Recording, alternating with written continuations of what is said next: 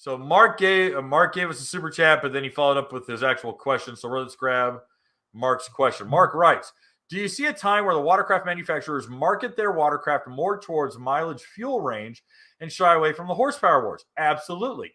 Mark, in fact, that's kind of been the MO for quite a few guys, and especially honestly, and I know a lot of you have already seen my review of the Explorer Pro, but that is a big portion of the appeal of the Explorer Pro is that it's naturally aspirated and it has an 18.5 gallon tank, and then you can bring gobs more fuel with you.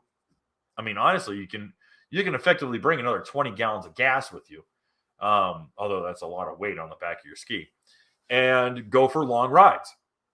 And that's kind of what they're swinging at with the Explorer Pro. To that effect, Yamaha's done the same with the FX HO and HO Cruiser. They do not have a gas caddy, or they do not have a spare gas attachment for the rec deck, at least not yet. I think if there is going to be something to that effect, they're going to offer a very safe, very very adult and safe offering. They're not going to have a fuel kit like we offer at the Watercraft Journal.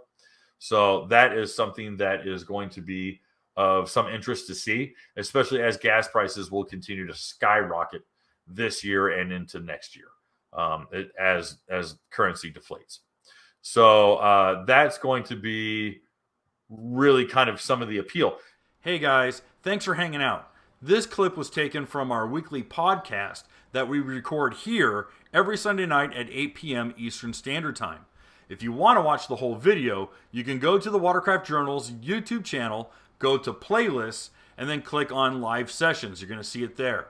Otherwise, go ahead and leave a like, a comment, and definitely subscribe to the channel. It helps us grow. And again, thanks again for watching our videos, and we hope to see you soon.